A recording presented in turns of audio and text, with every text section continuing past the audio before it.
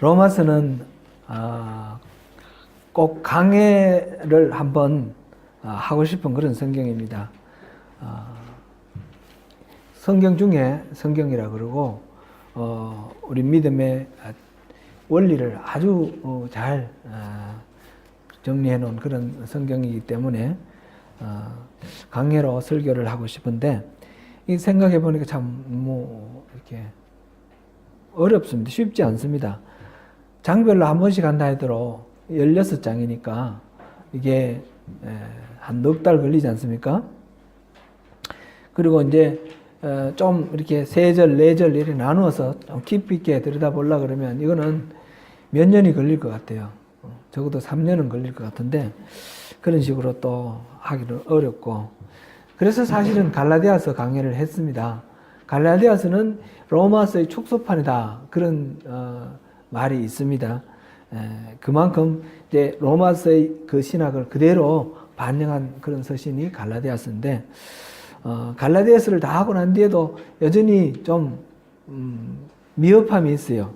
좀 미흡함이 있는데 마침 새벽기도 묵상교재의 그 진도가 로마서이기 때문에 로마서 전체 강의는 나중에 또 하나님이 기회 주시는가 보고 미루고요.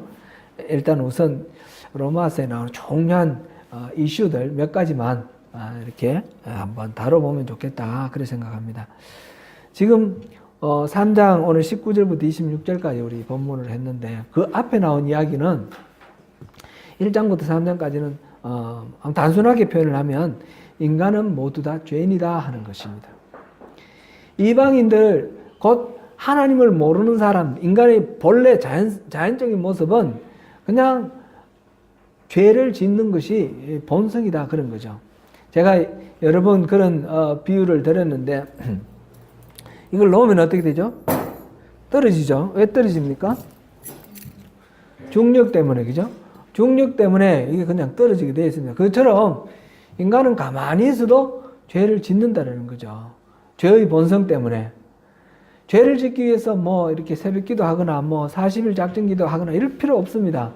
그냥 자기 사는 대로 내버려 두면 그게 죄가 된다는 거죠. 죄 아닌 쪽으로 하려고 하면 애를 써야 되고 우리가 하나님 은혜가 필요하지만 우리는 본성대로 살면 죄를 짓게 돼 있다라는 것입니다. 이것은 하나님을 모르는 이방인들만 그런 것이 아니라 하나님을 아는 유대인들도 그렇다는 것입니다. 유대인들은 스스로 생각할 때 우리는 율법을 갖고 있기 때문에 우리는 의롭다 이렇게 생각을 하는데 율법을 갖고 있기 때문에 의로운 것이 아니라 율법대로 살면 의롭게 되는 겁니다. 그런데 율법대로 사는 사람이 없다는 거죠. 그래서 로마서 우리 오늘 본문 앞쪽에 3장 10절부터 11절 보면 기록된 바 의인은 없나니 하나도 없으며 깨닫는 자도 없고 하나님을 찾는 자도 없다. 이게 이제 죄의 본성을 가진 인간의 모습을 한마디로 요약한 것입니다. 모든 사람은 예외 없이 하나님의 심판 앞에 놓여 있습니다. 이런 죄인을 하나님은 반드시 심판하신다는 것이 앞에 나온 내용입니다. 그런데 하나님께서는 이렇게 하나님 사랑하셔서 만드신 창조하신 하나님 형상대로 지금 받은 이 인간을 이 타락한 상태에서 죄를 짓고 멸망당하는 상태로 내버려 두실 수가 없어서 하나의 새로운 방법의 길을 열었다는 것입니다. 그게 하나님의 의로 모든 사람의 죄를 속량하신다 하는 것이 오늘 우리 본문에서 우리가 본 바입니다. 예수 그리스도를 화목제물로 삼으심으로써 하나님께서는 스스로도 의로워지고 또한 예수를 믿는 우리도 의롭게 하시겠다라는 것이 그 새로운 길의 내용입니다. 단순하게 결론적으로 보면 우리는 예수를 믿는 사람은 의롭다 하는 이 결론에 따라서 우리는 의롭다 하는 그런 결론을 얻을 수 있습니다. 우리 청소년들께 물어보겠습니다. 대답은 안 해도 됩니다. 대답은 마음속으로만 하세요. 제가 가만히 보니까 설교할 때 너무 청소년들을 이렇게 주목하지 않은 것 같아서 내가 주목하려고. 예수 믿는 사람은 의롭다 그래요. 사실일까요? 여러분 예수 믿어요? 예수 믿는 여러분은 어려운가요? 네. 속으로 대답하세요. 그리고 또 생각해 보세요. 오늘 이 본문을 통해서 우리 모두가 어렵다라는 게 뭐고, 어떻게 하면 우리가 하나님이 우리에게 허락하신 이 무한한 특권, 이 어렵다라는 것을 인정받고 살 수 있는가 한번 생각해 보려고 합니다. 의롭다, 이게 무슨 말입니까? 어렵다라는 말의 뜻이 무엇입니까? 옳다, 바르다, 틀림이 없다, 그러지 않다, 그런 뜻입니다. 영어로는 right 또는 just 그렇게 번역을 하고 있죠. 그러면 예수를 믿는 사람은 무슨 말을 하고 무슨 행동을 하더라도 틀린 게 없고 그릇된 게 없고 항상 바르다, 그렇게 말할 수 있습니까? 지금 여기 성경은 그렇게 되어 있어요. 예수를 믿는 사람은 어렵다함을 인정받는다. 그래서 이 부분에 대해서 우리가 어렵다라는 말의 의미를 좀 더 한번 생각해 보면 좋겠습니다. 옳다, 바르다라는 것은 우리가 그냥 그대로 놔두면 저마다 나는 내가 옳은 게 있고 또 저 사람이 옳은 게 있기 때문에 이 어느 것이 진짜 옳은 건지 이게 다툼이 생길 수가 있습니다. 그래서 옳다, 그러다 이거는 상대적인 것이지 절대적인 기준이 없다, 이렇게 주장하기도 합니다. 착하다, 진선미, 이게 진리의 기준인데 바르다, 그 다음에 아름답다, 착하다, 이렇게 하는 이것들 전부 다 상대적인 건가? 절대적인 기준은 없는가? 오늘날 세상의 가치관들은 다 이거 상대적이다, 그렇게 말합니다. 특별히 포스트 모더니즘 시대에 오늘날은 절대적인 기준은 없다라고 하는 것이 일반 세상에서 믿는 보편적인 기준입니다. 우리도 그렇게 따라가야 할까요? 우리는 절대적인 기준이 있다라고 믿는 사람들입니다. 그 절대적인 기준, 성경에는 어떻게 나와 있는지 우리 한번 봅니다. 어렵다라는 말, 기본적으로 하나님의 성품을 나타내는 말입니다. 시편 7편 11절입니다. 같이 읽습니다. 시작. 하나님은 의로우신 재판장이시며 매일 분노하시는 하나님이시로다. 하나님은 의로운 재판장이신데 매일 분노하신다 그랬습니다. 의로우신데 분노하신다, 그렇게 말했습니다. 하나님의 성품을 표현을 했는데 심판과 관련하여 표현하고 있습니다. 창세기 18장 25절 하 부분만 읽겠습니다. 시작. 세상을 심판하시는 이가 정의를 행하실 것이 아니니까. 세상의 심판자이신 하나님의 속성이 바로 의로우심이며 세상을 심판하신 하나님의 기준이 바로 정의, 의, 공의라는 것입니다. 하나님이 만약 절대적인 기준이 없다면 하나님의 기분에 따라서, 하나님의 어떤 이해관계에 따라서 속 좁고 옹졸하게 이건 옳고 저건 그러다, 이렇게 판단할 수도 있을 것입니다. 그러나 하나님은 그런 존재가 아니죠. 이 하나님의 기준은 상황에 따라서 변하거나 기분에 따라서나 변하는 것이 아닙니다. 하나님의 본성은 악에 대한 분노, 죄에 대한 심판, 이것이 없으면 하나님이 창조하신 이 세계가 보호될 수 없기 때문에 하나님 만드신 이 세계를 보호하기 위해서 선으로 다스리시는 그런 분이십니다. 예를 들어서 한번 이 부분을 생각해 보면 좋겠습니다. 닭장 안에 닭을 키우는데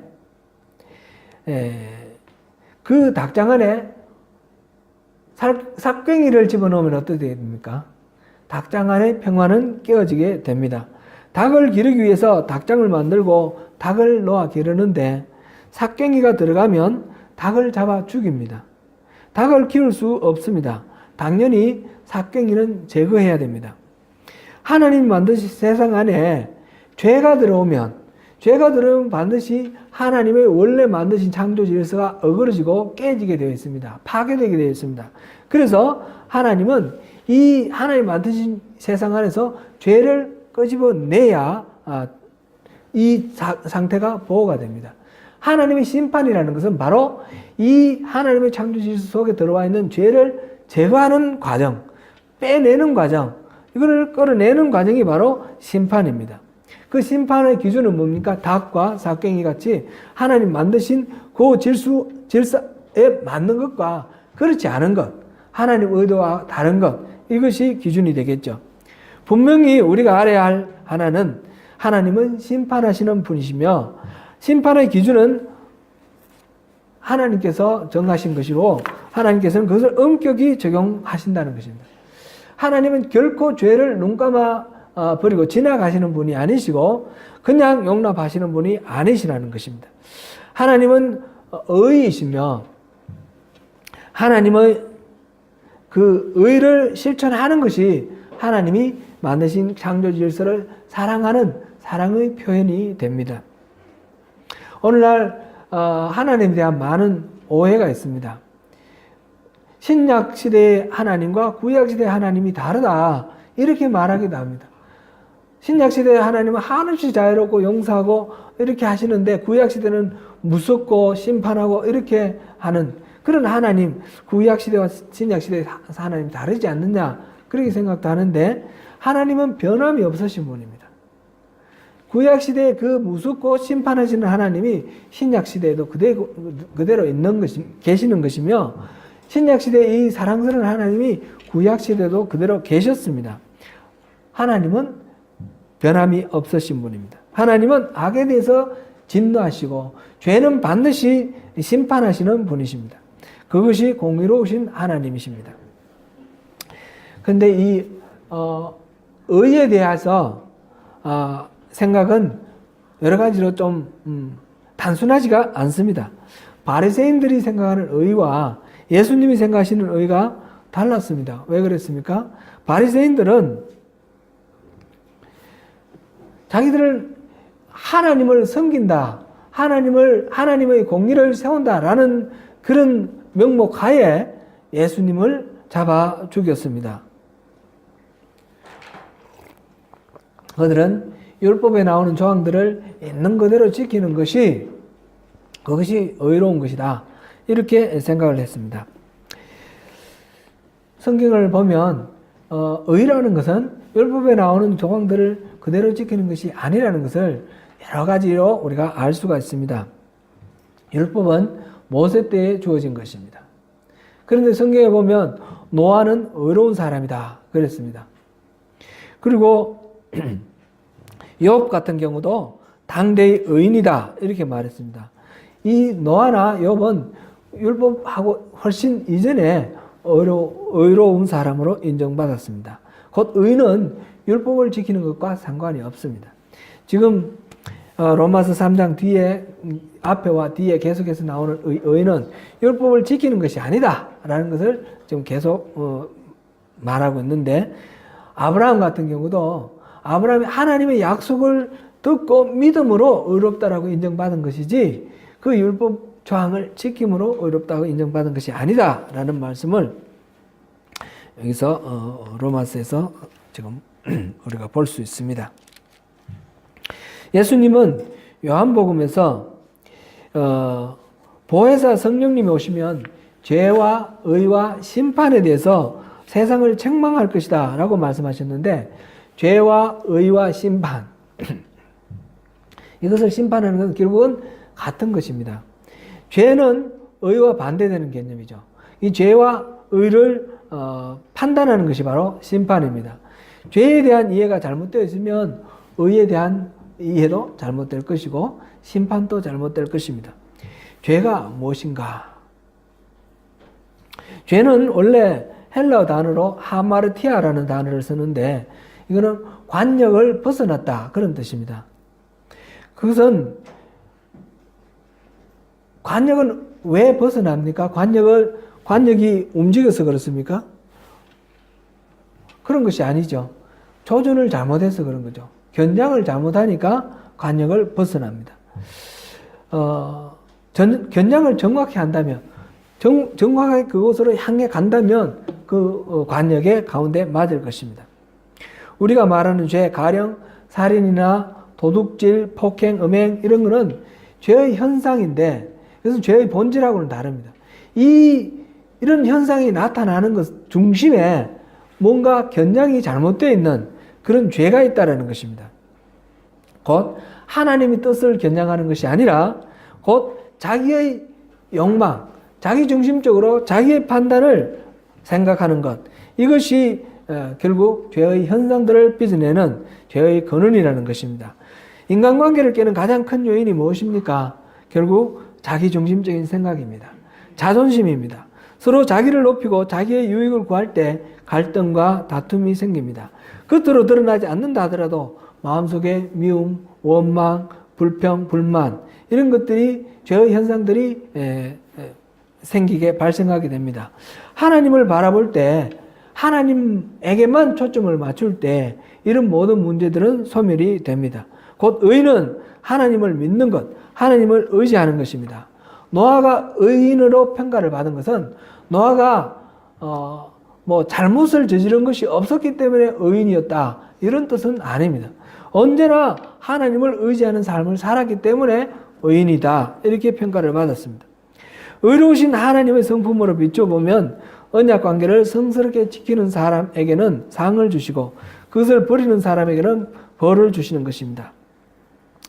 인간은 에덴 동산에서 하나님을 배신했습니다. 하나님을 멀리하고 자기 마음대로 살기로 했습니다. 그러나 하나님은 인간을 버려두지 아니하시고 노아 시대에 무지개로 언약 맺으시고 아브라함 시대에는 하늘의 무별들로 언약을 맺으셔서 자기 백성 삼아 주셨습니다. 모세 시대에 율법을 주시면서 하나님은 이스라엘의 하나님이고 이스라엘은 하나님의 백성이 되자고 그렇게 언약을 맺어줬습니다. 그러나 이스라엘 백성들은 가나안에 들어간 이래 하나님의 언약을 늘 잊고 살았습니다. 하나님께 초점을 맞추지 않고 자기의 유익을 구했습니다. 우상을 숭배하고 온갖 육체적 그 욕망을 채웠습니다. 하나님께서는 끊임없이 선지자들을 보내주시고 하나님과 맺은 그 언약으로 돌아오라고 말씀을 하셨습니다. 그럼에도 불구하고 이스라엘은 자신들을 하나님의 백성으로 믿으면서 자신들은 하나님과 맺은 언약이 있기 때문에 하나님 안에서 복을 누릴 것이라고 생각했습니다.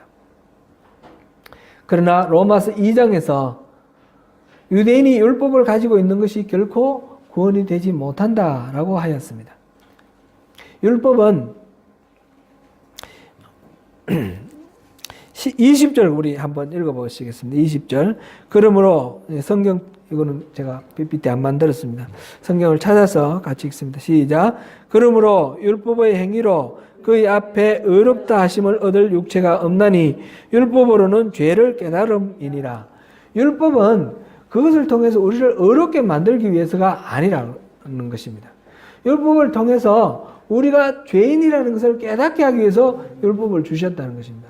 그리고 율법을 지키려고 애쓰면 애쓸수록 우리가 그 죄에서 벗어나지 못하는 한계, 연약함을 깨닫게 됨으로써 우리가 하나님의 은혜를 의지하고 예수 그리스도의 그 은혜를 바라고 나갈 수밖에 없는 그런 것을 우리가 알게 하기 위해서 율법을 주셨습니다.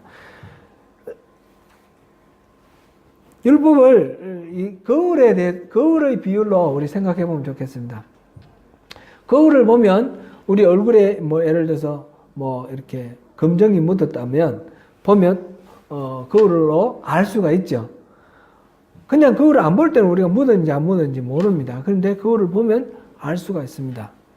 거울을 보고 그 묻은 그 틀을 검정을 물로 씻거나 뭐로 닦아내야지 이게 없어지는 것이지 그걸로 쳐다보고 있구나 그런다고 해서 없어지는 건 아니지 않습니까?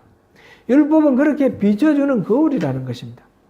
그 다음에 이걸 닦아 없애는 것은 우리의 그 율법에 대한 우리 반응, 순종의 반응이 있어야 되는 것입니다. 그래서 본문 23절에서는 이렇게 말했습니다. 모든 사람이 죄를 범하였음에 하나님의 영광에 이르지 못하더니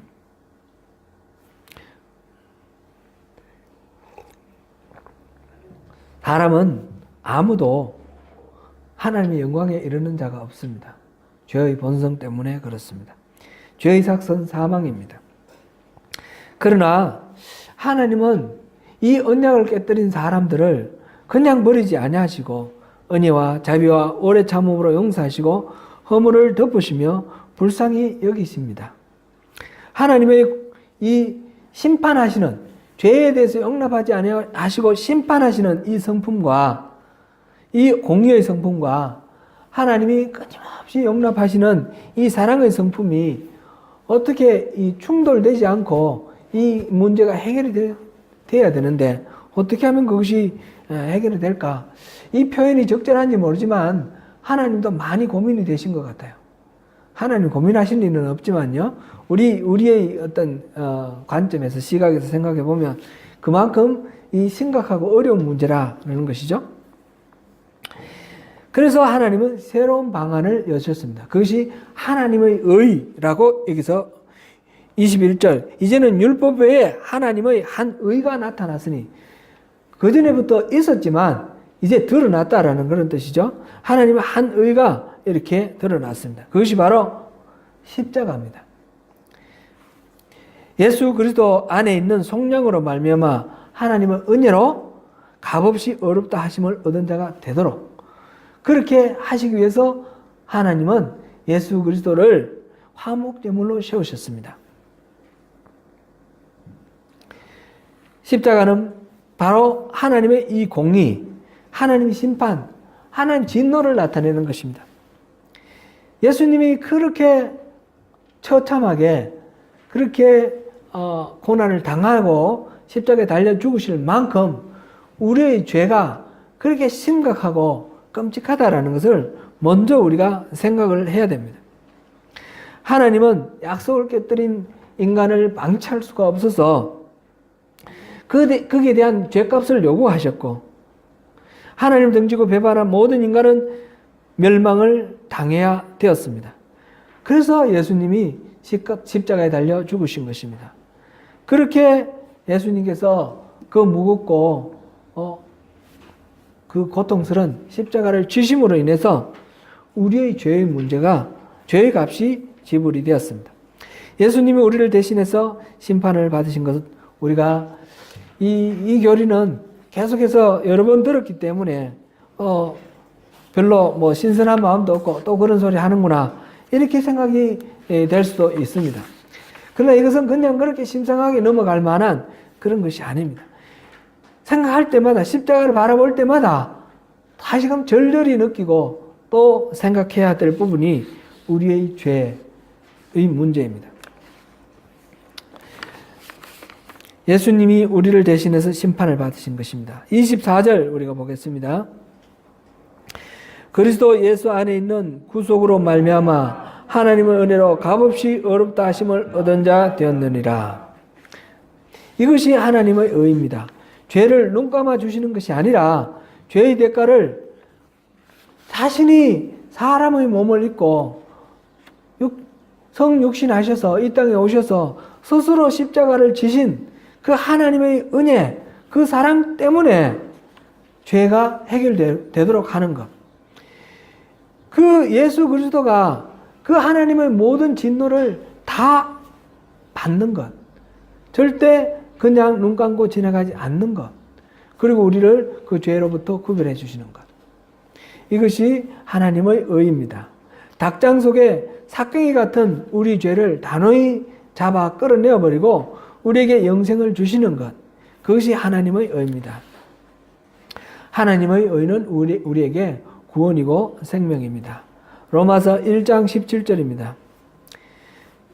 같이 읽습니다. 복음에는 하나님의 의가 나타나서 믿음으로 믿음에 이르게 하나니 기록된 바 오직 의는 믿음으로 말미암아 살리라 함과 같으니라. 믿음이라는 것을 매개로 해서 우리가 의인이 되고 또한 살게 된다라고 하였습니다. 의로움과 생명, 구원을 같은 창으로 두었습니다. 이것은 한 구절 더 살펴보면 더욱 확실합니다. 로마서 5장 18절입니다. 같이 읽습니다. 시작. 그런즉 한 범죄로 많은 사람이 정죄에 이른 것 같이 한 의로운 행위로 말미암아 많은 사람이 어렵다 하심을 받아 생명에 이르렀느니라. 어렵다라고 인정받는 것, 그것은 생명, 특별히 영원한 생명, 구원과 같은 동일한 결과로 말하고 있습니다. 의로운 것은 그러니까 옳은 것이고 바른 것인데, 저마다 우리가 갖고 있는 상대적인 기준으로 옳고 바른 것이 아니라 하나님의 절대적 기준에 합치되는 것, 그것이 의로운 것입니다. 그 사람이 어렵다라는 것은 그 사람이 하나님의 절대 기준을 온전히 덧입었다, 그런 의미가 되는 것입니다. 그래서 어렵다라는 말의 의미를 하나님과의 바른 관계에 있다라고 이렇게 여러 번 정리를 했었습니다. 하나님과 바른 관계에 있을 때라야만 하나님의 그 절대적인 기준이 우리의 기준이 되는 것입니다. 우리가 하나님 안에 있고 하나님이 우리 안에 있는 그런 일치가, 그런 연합이 우리에게 참된 의로움을 만들어주는 것입니다. 그 결과들, 이것들은 오직 믿음으로만 가능합니다. 우리가 하나님과 하나가 되는 건 오직 믿음으로만 가능합니다. 믿음은 무엇입니까? 그 사실을, 팩트를 그대로 인정하는 것이 아니라 했습니다. 또는 스스로 자기 최면을 걸어서 그렇다고 믿는 그런 것이 아니라고 그랬습니다. 믿음이라는 것은 전적으로 신뢰하고 자기 생을 맡기는 것이다, 그렇게 말씀을 드렸습니다. 그렇게 함으로써 우리가 의로움을 누리게 되는 것입니다. 언젠가 제가 그 김진홍 목사님 설교를 듣는 가운데 들었던 내용이 생각납니다. 잠언 24장 16절 말씀입니다. 잠언 24장 16절 말씀 같이 읽어보겠습니다. 대저 의인은 7번 넘어질지라도 다시 일어나리니와 악인은 재앙으로 인하여 엎드러지느니라. 의인과 악인을 대비하였는데 7번 넘어진다. 7번 넘어진다라는 그런 상황을 동일하게 이렇게 가정을 하였고, 그런데 의인은 일어나지만 악인은 일어나지 못한다, 그렇게 말했습니다. 이게 잠언의 이야기입니다. 의인이나 악인이나 그렇게 똑같이 시련을 당할 수도 있다, 여기까지는 우리가 이해가 됩니다. 그런데 의인은 일어나고 악인은 일어나지 못한다, 그럴까? 그런 생각이 듭니다. 그럴까요? 이 성경에 나온 말씀인데 그냥 객관적으로 한번 생각해, 그럴까? 한번 의문을 한번 제기해 보시기 바랍니다. 그럴까요? 어떻게 생각하면 의인은 대체로 우리가 앞에 정리한 바로 따지면 하나님을 의지하는 사람, 그러니까 어떤 상황 속에서 하나님을 의지하니까 가만히 있고, 악인은 자기 힘으로 뭔가 하려고 하는 사람이니까 악바리 같이 일어나지 않겠나, 그런 생각도 좀 들지도 않습니까? 그래, 악인들은 일어날 것 같고 의인들은 그런 생각도 좀 듭니다. 이제 그때 김진홍 목사님이 설교하시는 그 내용이 너무 말씀이 저한테 와닿아서 여러분들에게도 소개하려고 합니다. 이 성경 말씀을 풀면서 의인이기 때문에 일어나는 것이 아니라 일어나기 때문에 의인이다, 이렇게 말씀을 하셨습니다. 바른 해석인 것 같습니다. 의인과 악인의 정의부터 달리하셨습니다. 의인은 하나님을 의지하는 사람입니다. 악인은 하나님을 믿지 않고 자기 힘으로 살아가는 사람입니다. 하나님을 의지하는 사람이 하나님을 의지하니까 일어날 힘이 있다고 말하기보다는 어떤 위기나 상황 속에서, 어려운 상황 속에서 마지막으로 일어나는 사람, 일어나는 것은 바로 그 의지하는 믿음이 있기 때문이다. 일어나는 사람이 바로 의인이다, 이렇게 보는 것이 타당하다는 거죠. 무슨 말씀인지 잘 이해가 되십니까? 권투 시합을 하는 경우를 한번 생각해요. 가정을 해보세요. 권투 시합, 두 사람이 막상막하에 그런 펀치 소유자입니다. 그런데 엇비껴서 때렸는데 서로가 정통으로 때렸습니다. 두 사람 다 쓰러졌습니다. 두 사람 다 한꺼번에 다운됐어요. 심판이 카운트를 합니다. 1, 2, 3 이렇게 카운트를 하는데 10가지 카운트를 하는데 성자가 먼저 일어납니까? 일어난 사람이 성자입니까? 일어난 사람이 성자죠. 그렇다라는 거죠. 의인이 7번 넘어지더라도 일어나는 것은 마지막 일어날 힘이 있다는 거죠. 그 하나님을 믿고 의지하는 사람은 그 일어날 힘이 있어서 일어난다. 그러므로 의인이다라는 겁니다. 사업을 하다가 실패할 경우를 한번 생각해 보십시오. 한 번, 두 번 실패하고 약간 손해를 본 것이 아니라 완전히 파산이 나고 그들 나버리는 그런 경우. 정신체를 보니까 남은 것이 그나마 좀 이렇게 여기저기 보이는 것 있어서 끌고 모아서 몽땅 다시 또 시작을 했는데 또 실패를 했습니다. 이것이 거듭될 때. 어디 도움을 요청할 때도 없고 그런 상황입니다. 자기 능력을 믿는 사람은 절대로 일어날 수가 없습니다. 그 상태에서. 어디를 봐도 어디 믿을 구석이 없기 때문에.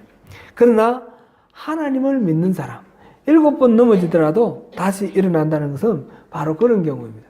그런 경우에도 나에게는 아무런 가능성이 없지만, 나에게 아무런 조건이 없지만 그래도 나를 통해서 이루실 하나님의 일이 있다고 믿고 일어나는 그런 경우 하나님의 은혜를 믿는 사람은 또다시 거기에 도전할 수 있는 것입니다. 예수의 십자가 공로를 믿는 사람은 그래서 의인이라 부르는 것입니다. 사랑하는 성도 여러분, 우리를 향하신 하나님의 마음을 아시기 바랍니다. 하나님은 우리에게 허락하신 새로운 언약의 참 의미를 깊이 이해하시길 바랍니다. 오직 믿음으로 살아갈 때 의인으로 인정받을 수 있습니다. 오직 의인은 믿음으로 말미암아 살 수 있습니다. 사랑하는 성도 여러분, 주님을 믿고 의지하십니까? 아멘. 어떤 어려움에도 주님을 믿고 주님 손잡고 일어서시겠습니까? 아멘. 일어서는 자가 의인입니다. 일어서는 자가 승리합니다. 그렇게 하실 때에 하나님께서 우리를 어렵다고 하시고 하나님의 자녀로서 하나님이 예비하신 것으로 채워주실 것입니다. 이 말씀을 깊이 경험하시는 가운데 주님이 허락해 놓으신 하늘에 속한 신령한 복, 하나님의 놀라우신 은혜와 능력을 누리시는 저와 여러분 되시기를 축원합니다. 기도하겠습니다.